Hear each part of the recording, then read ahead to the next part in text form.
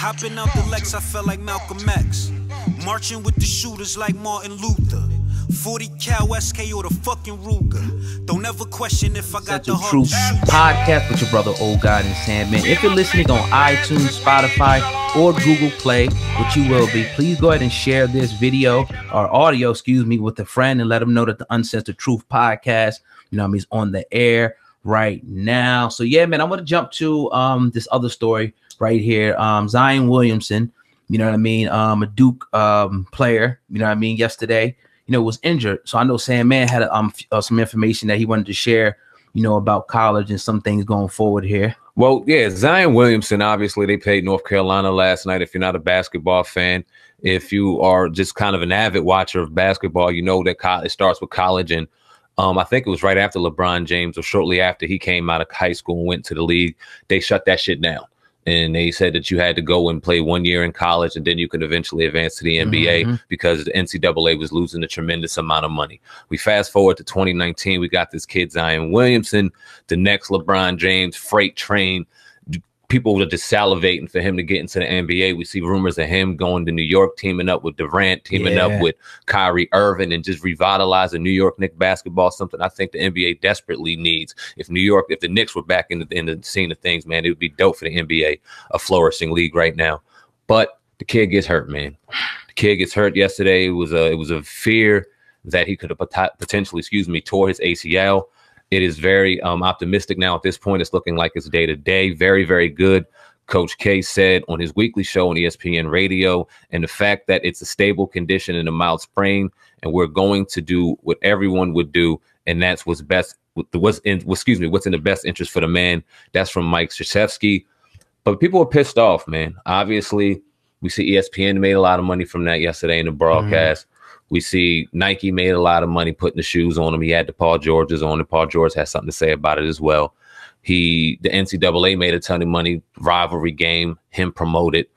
That kid made nothing and then hurts himself and potentially tears away millions and millions of dollars. Oh God, what's your thought on it before I go all the way? Well, yeah, well, I'm looking here, and he does have a insurance policy. I didn't even know they even had these policies, in place, and it goes to state that he can collect $8 million if he's picked past the 16th pick of June's NBA draft. And it also says they could pay out between, if he has a career-ending injury, it could be 10 and 15 million. But still, compared to what he can make, talking about hundreds of millions, you got LeBron damn near a billionaire. You saying he's probably the next LeBron. So the issue here is the free and exploitable labor, that they're getting from these guys early on.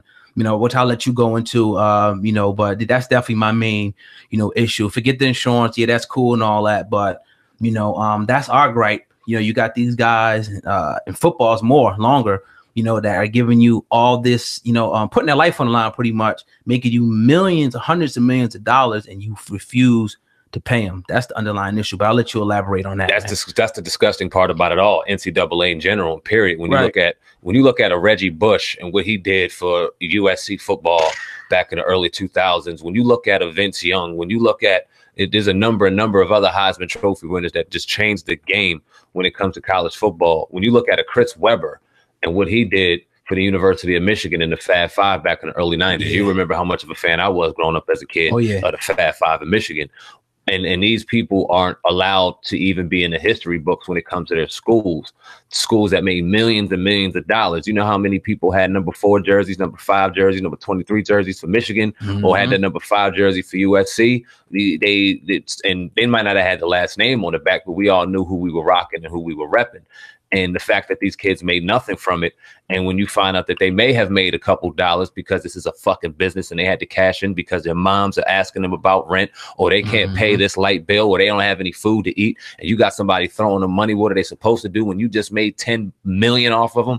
And then you take away the Heisman Trophy, you take away their legacy, you strip it away, you spit in their face after making money. If that ain't fucking plantation, I don't know what is. I mean, you got. I'm looking at the top grossing colleges when it comes to sports programs. You got Texas A&M.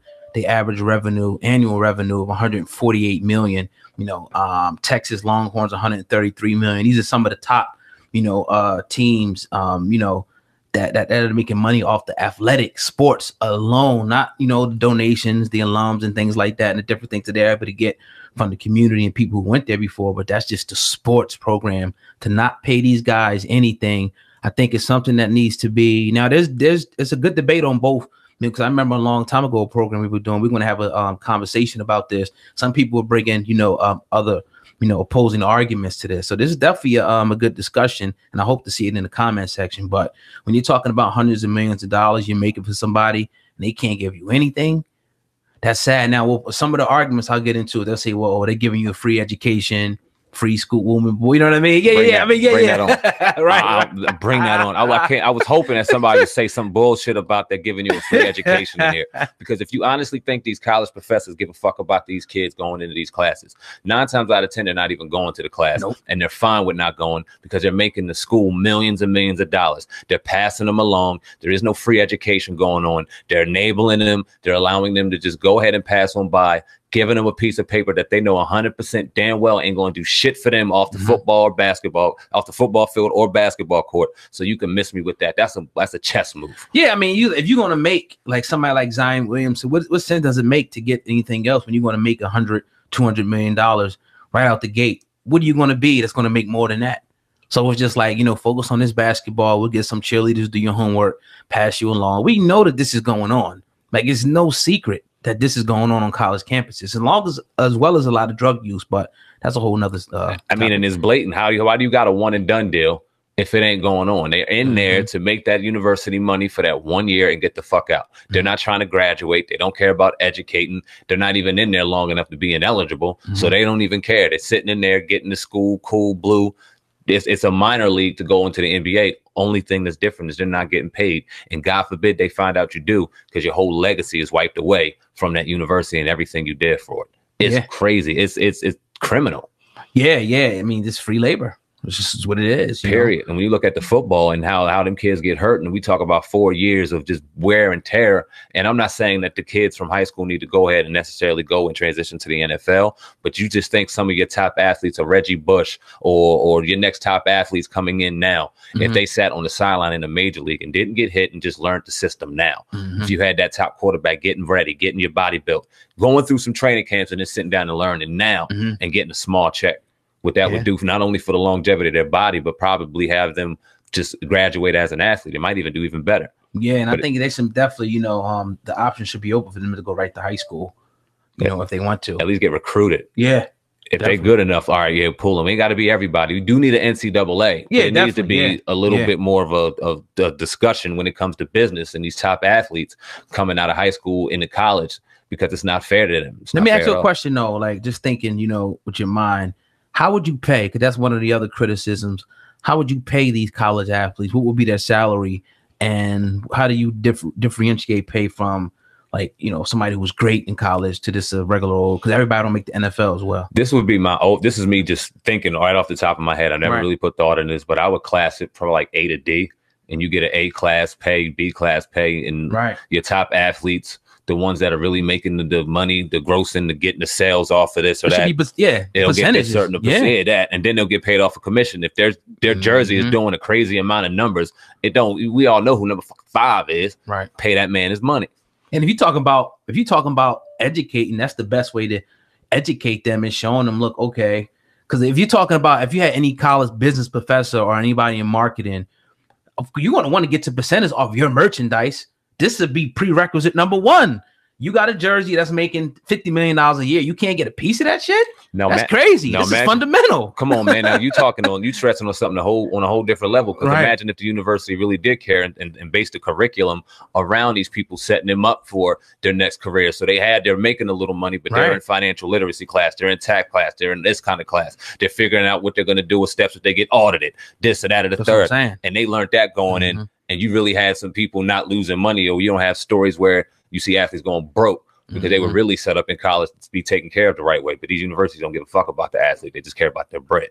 Yeah, so that's sad. And I do see maybe in the near future, you know, there may be some change with that, but you know, we'll definitely see. You know what I mean? Yeah, man. But you're tuned into the Uncensored Truth podcast with your brother Old God and SamAnt. Going in tonight on this Thursday. If you're listening on YouTube, I need you to do me a favor, hit that like button and make sure that you share this video. All right, man, we got another story. Told us build and destroy. Down from the 6 and 4, we them youngsters with the boy. I'ma go and grab a toy, then the people hit the door.